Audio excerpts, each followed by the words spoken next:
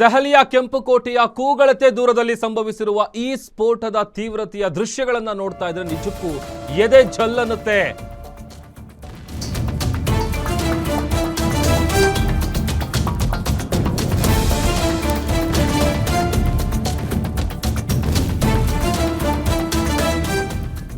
ನೋಡಿ, ಈಗ ಸಿಗ್ತಾ ಇರುವಂತಹ ಮಾಹಿತಿಯ ಪ್ರಕಾರ ಮೃತಪಟ್ಟಂತವರ ಸಂಖ್ಯೆ 11ಕ್ಕೆ ಏರಿಕೆಯಾಗಿದೆ.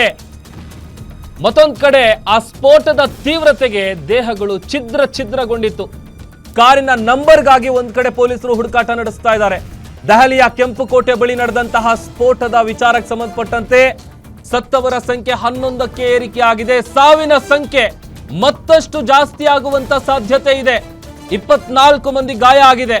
6 ಮಂದಿಯ ಸ್ಥಿತಿ ಚಿಂತಾಜನಕವಾಗಿದೆ. ಒಂದೊಂದು ಕಡೆ ಸ್ಫೋಟದ ರಭಸಕ್ಕೆ 3 ದೇಹಗಳು ಗುರುತೇ ಸಿಗದ ರೀತಿಯಲ್ಲಿ ಛಿದ್ರಗೊಂಡಿದೆ. ಇದೆಲ್ಲದರ ನಡುವೆ ಕಾರ್ ನಂಬರ್ಗಾಗಿ ಹುಡುಕಾಟವನ್ನ ಪೊಲೀಸರು ನಡೆಸ್ತಾ ಇದ್ದಾರೆ. ಯಾಕಂತಂದ್ರೆ ಆ ದೃಶ್ಯಗಳೇ ಸಾರಿ ಹೇಳ್ತಾ ಇದೆ. ನಾ ಹೇಳ್ತಾ ಇದ್ದಲ್ಲ, ಎದೆ ಜಲ್ಲನ್ನುತ್ತೆ. ಒಂದು ರೀತಿ ಅಲ್ಲಿದ್ದಂಥವರಿಗೂ ಕೂಡ ಈ ಒಂದು ಸ್ಫೋಟ ಆಗ್ತಾ ಇದ್ದಾಗೆ ನಾವು ಉಳಿಯೋದೇ ಇಲ್ಲ ಅನ್ನುವಂಥ ಭಾವನೆ ಬಂದಿರುತ್ತೆ. ಕಾರಣ ಸ್ಫೋಟದ ಶಬ್ದ ಅಷ್ಟು ದೊಡ್ಡ ಮಟ್ಟದಲ್ಲಿ ಕೇಳಬಂದಿತ್ತು. ಒಂದೊಂದು ದೃಶ್ಯಗಳು ಕೂಡ ಬೆಚ್ಚಿ ಬೀಳಿಸುವಂತ ದೃಶ್ಯಗಳು. ಒಂದು ಕಡೆ 3 ಮಂದಿಯ ಮೃತದೇಹ ಛಿದ್ರಗೊಂಡಿದೆ.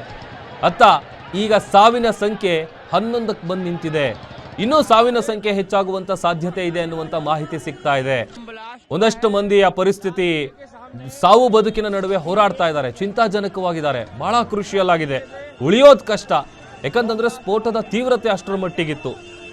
ಅದೊಂದು ಕಡೆ ಈಗ ಎಲ್ಲಾ ಆಯಾಮದಲ್ಲೂ ಕೂಡ ತನಿಖೆಯನ್ನು ನಡೆಸೋದಕ್ಕೆ ಪೊಲೀಸರು ಮುಂದಾಗಿದ್ದಾರೆ. ಅದರ ಜೊತೆಗೆ ದೇಶಾದ್ಯಂತ ಕಟ್ಟೆಚ್ಚರವನ್ನು ವಹಿಸೋದಕ್ಕೆ ಸೂಚನೆಯನ್ನ ಕೊಡಲಾಗಿದೆ. ಬೆಂಗಳೂರು, ಮುಂಬೈ, ಮಹಾರಾಷ್ಟ್ರ, ಗುಜರಾತ್ ಎಲ್ಲಾ ಭಾಗದಲ್ಲೂ ಕೂಡ ಹದ್ದಿನ ಕಣ್ಣಿಡಿ. ಯಾರಾದರೂ ಅನುಮಾನಾಸ್ಪದವಾಗಿ ಓಡಾಡಿದ್ರೆ ಮುಲಾಜಿಲ್ಲದೆ ಅವರನ್ನ ವಶಕ್ಕೆ ಪಡೀರಿ ಅನ್ನುವಂಥ ಸೂಚನೆ ಕೂಡ ಕೊಡಲಾಗಿದೆ. ಹಾಗಾಗಿ ಈಗ 11 ಮಂದಿ ಜೀವ ಕಳ್ಕೊಂಡಿದ್ದಾರೆ ಈ ಒಂದು ಸ್ಫೋಟದ ದುರಂತದಲ್ಲಿ. ಯಾವ ಕಾರಣಕ್ಕಾಗಿ ಈ ಸ್ಫೋಟ ಸಂಭವಿಸಿದೆ ಅನ್ನುವಂಥದ್ದು ಇಲ್ಲಿವರೆಗೂ ಕೂಡ ಯಾವುದೇ ರೀತಿಯಾದಂಥ ಕ್ಲಾರಿಟಿ ಸಿಕ್ಕಿಲ್ಲ.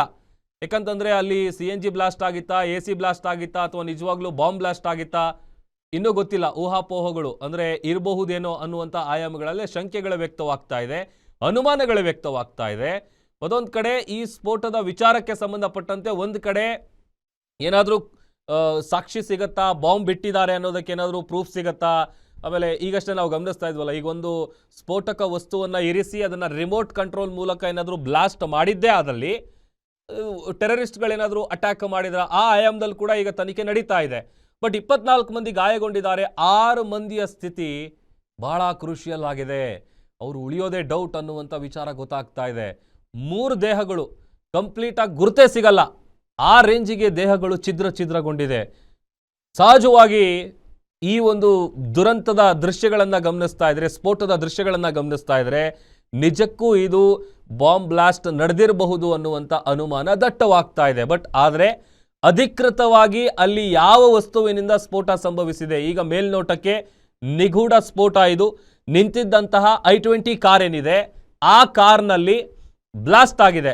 ಬ್ಲಾಸ್ಟ್ ಆದಂಥ ಸಂದರ್ಭದಲ್ಲಿ ಸುತ್ತಮುತ್ತ ಇದ್ದಂತಹ ಎಲ್ಲ ಕಾರ್ಗಳು, ಪಕ್ಕದಲ್ಲಿ ಹೋಗ್ತಾ ಇದ್ದಂಥ ಕಾರ್ಗಳೇನಿದೆ ಎಲ್ಲವೂ ಕೂಡ ಛಿದ್ರ ಆಗಿದೆ. ಅವಶೇಷಗಳೆಲ್ಲ ಕೆಳಗೆ ಬಿದ್ದಿದೆ, ಹಾರು ಬಿದ್ದಿದೆ. ಅಲ್ಲಿ ನಿಂತಿದ್ದವರಿಗೆಲ್ಲ ಗಾಯ ಆಗಿದೆ. ಅಷ್ಟರ ಮಟ್ಟಿಗೆ ಬ್ಲಾಸ್ಟ್ ಆಗಿತ್ತು ಅಲ್ಲಿ.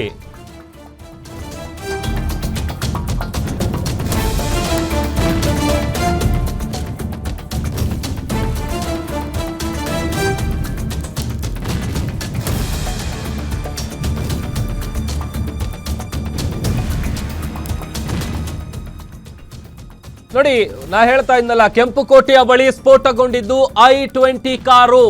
ಅದೇ ಕಾರ್ನಲ್ಲಿ ಸ್ಫೋಟ ಸಂಭವಿಸಿರೋದು. 3 ಜನ ಇದ್ದಂತಹ I-20 ಕಾರ್ನಲ್ಲಿ ಮೊದಲು ಬ್ಲಾಸ್ಟ್ ಆಗಿದೆ.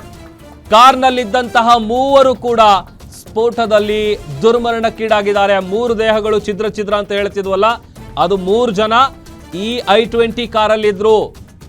ಅದೇ ಕಾರ್ನಲ್ಲಿ ಬ್ಲಾಸ್ಟ್ ಆಗಿರೋದು. 3 ಜನ ಇರ್ತಾರೆ. 3 ಜನ ಇದ್ದಂತಹ I-20 ಕಾರ್ ಏನಿದೆ ಆ ಕಾರ್ನಲ್ಲಿ ಮೊದಲಿಗೆ ಸ್ಫೋಟ ಆಗಿದೆ. ಕಾರ್ನಲ್ಲಿದ್ದ 3 ಕೂಡ ಅಲ್ಲೇ ಸ್ಪಾಟ್ ಅಲ್ಲಿ ಅವರ ದೇಹ ಛಿದ್ರಗೊಂಡಿದೆ. ಕಾರಿನ ನಂಬರ್ಗಾಗಿ ಸದ್ಯ ಪೊಲೀಸರು ಹುಡುಕಾಟ ನಡೆಸ್ತಾ ಇದ್ದಾರೆ.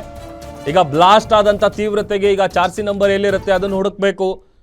ಯಾಕಂತಂದ್ರೆ ಈಗ ನಂಬರ್ ಪ್ಲೇಟು ಅದು ಯಾವುದು ಕೂಡ ಗೊತ್ತಾಗಲ್ಲ, ಎಲ್ಲ ಸುಟ್ಟು ಕರಕಲಾಗಿದೆ. ಇರೋಂಥ ಆಪ್ಷನ್ ಏನು ಅಂತಂದ್ರೆ ಚಾರ್ಸಿ ನಂಬರ್ ಹಿಡಿದ್ರೆ ಆ ಕಾರ್ದು ವೆಹಿಕಲ್ ರಿಜಿಸ್ಟ್ರೇಷನ್ ನಂಬರು ಪ್ರತಿಯೊಂದು ಕೂಡ ಬರುತ್ತೆ. ಈಗ ಅದರ ತನಿಖೆಯನ್ನ, ಅದರ ಹುಡುಕಾಟವನ್ನ ಸದ್ಯ ಪೊಲೀಸರು ನಡೆಸ್ತಾ ಇದ್ದಾರೆ. ಯಾಕಂತಂದ್ರೆ ಈಗ 24 ಮಂದಿ ಏನು ಗಾಯಗೊಂಡಿದ್ದಾರೆ, ಒಂದು ಕಡೆ ಅವ್ರಿಗೆ ಚಿಕಿತ್ಸೆ ಕೊಡಿಸುವಂತ ಕೆಲಸ ಆಗ್ತಾ ಇದೆ. ಸ್ಥಳೀಯ ಆಸ್ಪತ್ರೆಗಳಿಗೆ ಅವರನ್ನು ರವಾನೆ ಮಾಡಲಾಗಿದೆ. ಅದರ ಜೊತೆಗೆ ಈ ಒಂದು ನಿಗೂಢ ಸ್ಫೋಟದಲ್ಲಿ ಮೃತಪಟ್ಟಿರುವಂತಹ ಮೃತದೇಹಗಳನ್ನು ಕೂಡ ಸ್ಥಳೀಯ ಆಸ್ಪತ್ರೆಗಳಿಗೆ ರವಾನೆ ಮಾಡುವಂತ ಕೆಲಸ ಆಗಿದೆ. ಉಳಿದಂತೆ 3 ದೇಹಗಳು ಛಿದ್ರಗೊಂಡಿತ್ತಲ್ಲ, ಅದು ಇದೇ I-20 ಕಾರ್ನಲ್ಲಿ ಏನು ಬ್ಲಾಸ್ಟ್ ಆಗಿದೆ. ಆ ಬ್ಲಾಸ್ಟ್ ಆದಂತಹ I-20 ಕಾರ್ನಲ್ಲಿ ಈ 3 ಜನ ಇದ್ರು.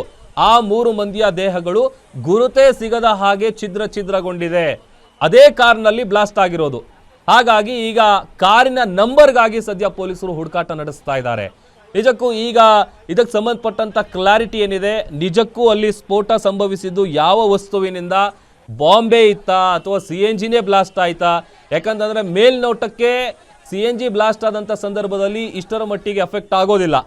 ಒಂದು ಕಡೆ ಅಲ್ಲಿದ್ದಂಥ ಸ್ಥಳೀಯರಲ್ಲಿ ಭಯ ಹುಟ್ಟಿಸಿದೆ, ಬೆಚ್ಚಿ ಬಿದ್ದಿದ್ದಾರೆ ಈ ಒಂದು ಘಟನೆಯಿಂದಾಗಿ. ಎಲ್ಲರೂ ಕೂಡ ಅಲ್ಲಿ ನಡ್ಕೊಂಡು ಹೋಗ್ತಾ ಇದ್ದಂಥವ್ರು, ಆಮೇಲೆ ಮೆಟ್ರೋ ಸ್ಟೇಷನ್ ಕೂಡ ಹೇಳಿ ಕೇಳಿ ಅಲ್ಲೇ ಆಜುಬಾಜುಲೇ ಇದೆ. ನಿಯರ್ ಮೆಟ್ರೋ ಸ್ಟೇಷನ್ ಅಂತ ಅಂದರೆ ಸಾಕಷ್ಟು ವೆಹಿಕಲ್ಸ್ ಓಡಾಡ್ತಾ ಇರ್ತಾರೆ. ಹೇಳಿ ಕೇಳಿ ಸಂಜೆ ಟೈಮಲ್ಲಿ ಸ್ವಲ್ಪ ಟ್ರಾಫಿಕ್ ಜಾಸ್ತಿ ಇರುತ್ತೆ. ನೀವು ಯೂಶ್ವಲಿ ಈಗ ನಮ್ಮ ಬೆಂಗಳೂರಲ್ಲಿ ಆಗಿರ್ಬೋದು ಅಥವಾ ದೆಹಲಿಯಲ್ಲಿ ಆಗಿರ್ಬೋದು, ಒಂದು ಬೆಳಿಗ್ಗೆ ಆಫೀಸ್ ಟೈಮಿಗೆ ಹೋಗುವಂಥ ಸಂದರ್ಭದಲ್ಲಿ ವಿಪರೀತ ಟ್ರಾಫಿಕ್ ಇರುತ್ತೆ. ಅದು ಬಿಟ್ಟರೆ ಮಧ್ಯಾಹ್ನ ಟೈಮಲ್ಲಿ ಅಷ್ಟಿರಲ್ಲ, ಬಟ್ ಸಂಜೆ ಟೈಮಲ್ಲಿ ಹೆವಿ ಟ್ರಾಫಿಕ್ ಇರುತ್ತೆ. ಆ ರಸ್ತೆ ಬದಿ ಇರುವಂಥ ಫುಡ್ ಸ್ಟ್ರೀಟ್ಗಳಿಗೆ ಹೋಗುವಂಥವ್ರು ಅಥವಾ ಮೆಟ್ರೋ ಸ್ಟೇಷನ್ನಿಂದ ಇಳಿದು ಮನೆಗೆ ಹೋಗುವಂಥವ್ರು, ಕೆಲಸಗಳನ್ನು ಮುಗಿಸ್ಕೊಂಡು ಮನೆಗೆ ಹೋಗುವಂಥವ್ರು, ಈ ಥರದ ಸಂಖ್ಯೆ ಜಾಸ್ತಿ ಇರುತ್ತೆ. ಹಾಗಾಗಿ ಸ್ಫೋಟದ ತೀವ್ರತೆಗೆ ಭಾಳಷ್ಟು ಜನ ಗಾಯಗೊಂಡಿದ್ದಾರೆ.